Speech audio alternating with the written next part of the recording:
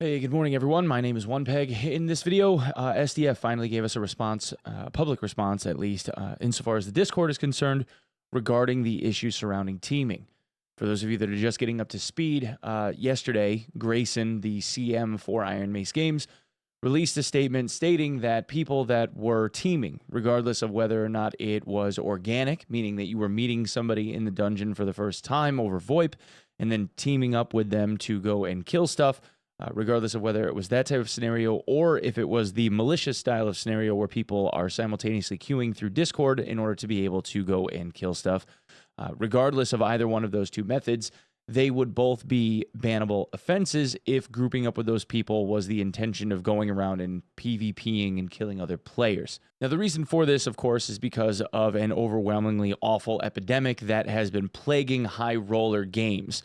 Especially on West Coast US, on SEA and OCE servers that have been spilling over into the remaining servers in the, I guess, larger community, where large groups of players were teaming up with each other on purpose in advance in order to be able to steamroll the remainder of the lobby and get all of the loot for themselves.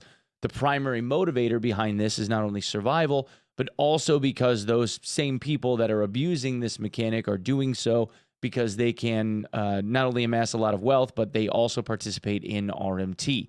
People that are involved in real money trading in order to be able to sell items and or gold that is derived from those items. The primary issue with this, though, was that the definition surrounding what was considered teaming or not was really left open to interpretation. And given the fact that people in the community were left to then argue about what would be considered malicious teaming or not in a dungeon game like this one, and whether or not you can even just be cool with people, or those scenarios where you're cool with one person and a third party comes along and the two people that you suddenly became, or the one person you suddenly became cool with, you decide to kill the third one. Do you both then get banned?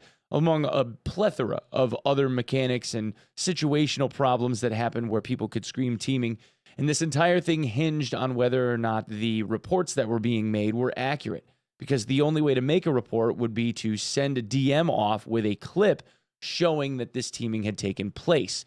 And given the human element, errors are definitely going to happen. And I personally believe, while anyone who has been, I guess, privy to seeing this happening firsthand would agree that Ironmace and all of the devs needed to do something about this major problem with teaming inside of these high roller dungeons, this broad definition left a lot of things open to interpretation.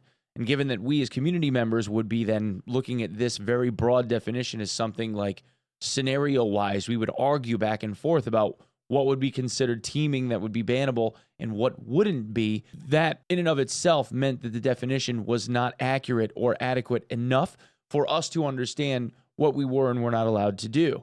In positions like myself, we would then have to err on the side of caution and just stay away from all of it for fear that we could end up getting caught up in it. Well, SDF decided that he was going to respond to this. Hi, everyone. We wanted to clarify our position on teaming and the reason behind the recent policy change. The main target of the recent policy change is to weed out unfair teaming that has become widespread in certain dungeons during specific periods and regions. What we've seen is players will use VoIP or the base camp to form huge mobs of insiders to hunt down non-insiders, usually for nefarious needs such as unfairly monopolizing resources. This type of behavior flies in the face of fair play we are looking to enforce. We are not looking to penalize players that team up temporarily for unique emergent experiences, but we do want to actively punish people who are teaming up for the purpose of ganging up and hunting down the rest of the dungeon for an unfair advantage. This is a tough issue for us, as there is a fine line that can be hard to delineate. In our eagerness to clamp down on these players and due to fuzziness on where this type of behavior crosses a line, we issued a recent policy change that was overly broad without properly explaining our specific targets. We still consider it a serious issue for the health of the game, but we also realize we need a multifaceted approach with our solutions. We are going to start rolling out some in-game solutions in an attempt to battle this issue. We will also reserve the right to ban people we think are unambiguously violating the unfair teaming policy. Again, we are not against role-playing for fun. We realize this might not be the perfect solution to this problem and will be weighing and investigating multiple other options with their pros and cons for the future. Some of these changes we can attempt sooner with simple rule changes. Some of the other preventative changes, including technical changes, may come more slowly. If the changes do not work as intended, we may need to rely on more drastic measures in the future, such as harsher bans for targeted dungeons or the removal of VoIP for certain dungeons. Please bear with us as we try to clean up the environment. Thank you. So obviously, we know that the reason why they're doing what they're doing is because of all of this malicious team play behavior that's been going on in places like Goblin Caves and Trios in High Roller. That's the primary target of all of this. The concern, though, has always been around the method that they're implementing and whether or not innocent people would be caught up in this. And if I may, the larger issue is not necessarily the implementation of the plan that they have.